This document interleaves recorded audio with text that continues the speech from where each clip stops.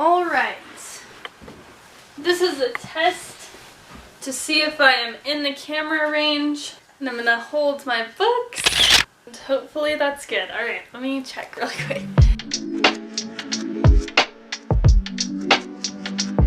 Alright guys, so today I wanted to get on here and share a little bit about how I was able to change my mindset in such a way and change my life by incorporating these different concepts of all of my self-development books. So I personally love self-help.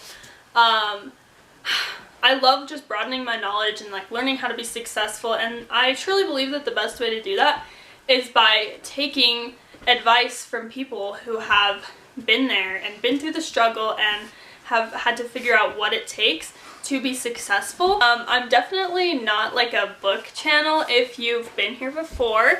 Hi, my name is Audrey. I'm 20 years old and I am a licensed real estate agent in Colorado.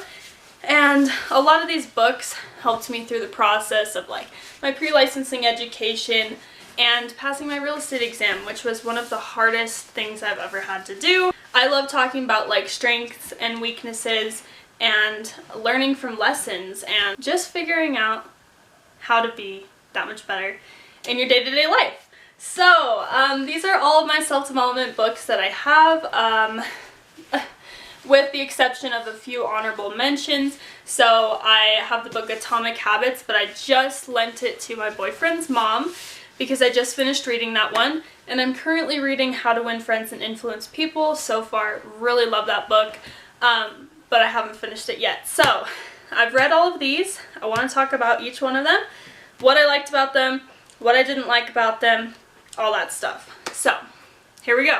Kicking off with a bang is You Are a Badass by Jen Sincero. I will warn you, this book does have like some cussing in it, which I personally liked. I thought it was really motivational in that aspect, just because she's very blunt and honest about like you needing to get your shit together and like stop making excuses. So she has a lot of her own personal stories in here. She talks about the struggles that came with them and how she overcame them by basically just kicking those excuses out the door. And I really love this one. I haven't read You Are a Badass at Making Money or the other two books. This one was really good. Read it super fast, and it's like $8 on Amazon. So if you want to get started with self-development, highly recommend this book. The next one is The Compound Effect. So this one I truly loved. Sorry if you hear something in the background, that's my puppy Crash. This was such a good book. Honestly, this one's been around for a while. If I remember correctly, this is like a new edition, but some of the best self-development books were like written back in like the early 1900s, and they've kind of just been reworked over time.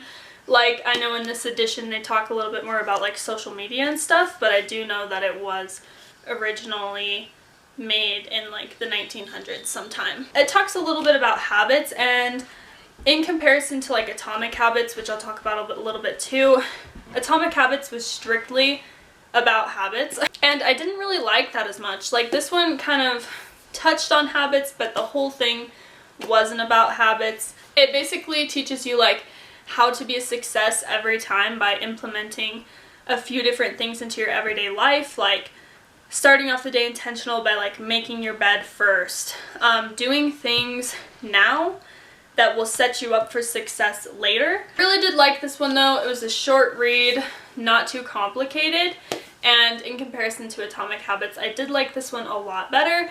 Atomic Habits kind of just talked about like why habits are so important and how to make habits stick, and yeah, it was a good book, but on my Goodreads I rated this one a 5 and Atomic Habits like a 4. So the next one is The 5 Love Languages. I do consider this to be a self-help book. It was written by a Christian author, but there's so many concepts in this book that I have just taken with me through my life. I read this a couple of years ago and I still come back to it time and again. It basically just teaches you how to have a successful relationship. So by one, figuring out what your love language is, so that way you can communicate with your partner how you feel the most loved and how they can make you feel the most loved.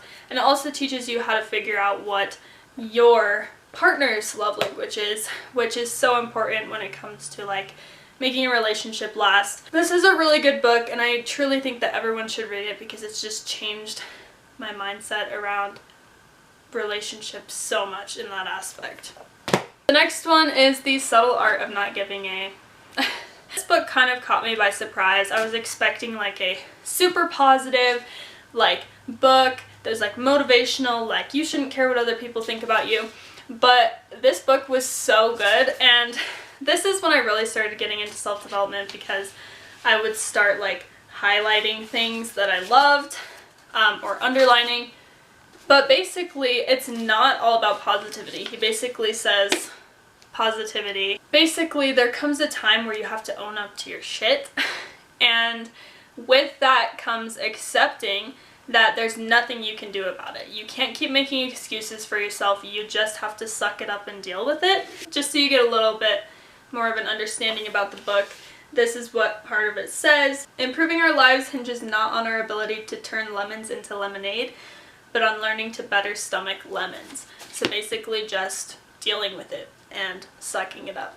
And this book, along with this book, are kind of just good kicks in the butt to get going, and it's motivational in that way. Like I said, these books are a little bit more vulgar with their words, but so motivational and highly recommend. Alright, so the next one is a duology, and I cannot express to you how much I love Rachel Hollis. So, Girl Wash Your Face. I heard that this book was so good. Self-development.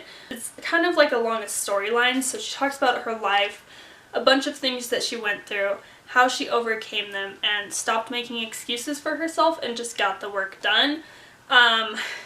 This one was just so good. As soon as I finished this one, I automatically picked up Girl Stop Apologizing, and out of the two, Girl Stop Apologizing was my favorite. Girl Stop Apologizing basically just talks about how she truly found her full potential through like hard work and perseverance and not letting the hard things in her life get the best of her. And I just loved both of these so much. I would recommend these to any young woman. She talks about like struggles with her marriage, how she was trying to adopt kids and she couldn't, and like trials in her business as well, but now she's like such a badass. So the next book that she wrote is called Didn't See That Coming, Putting Life Back Together When Your World Falls Apart, and I just literally can't wait to read it. Rachel Hollis, 10 out of 10. Go read her books. You will not be disappointed. Now I want to talk about the 10x rule. So I read this when I was on vacation. I was gone for like a month. I was really excited to come back home after reading this book because I had so many ideas and things that I wanted to do to just better my life. So the 10x rule kind of touches on habits a little bit, but not so much in the sense where you think about how the things that you already do, you can do better. I really love the 10x rule. Like I said, I really like to mark up my books. So I was on vacation, I didn't have a highlighter, but I had a pen, and this book was so good. Most of the books I'm talking about touch on mindset, but this one was a little bit more about business, how to incorporate the 10x rule into your everyday life to ultimately make you a success. And on the cover it literally says the difference between success and failure is the 10x rule, 10xing your life in every aspect.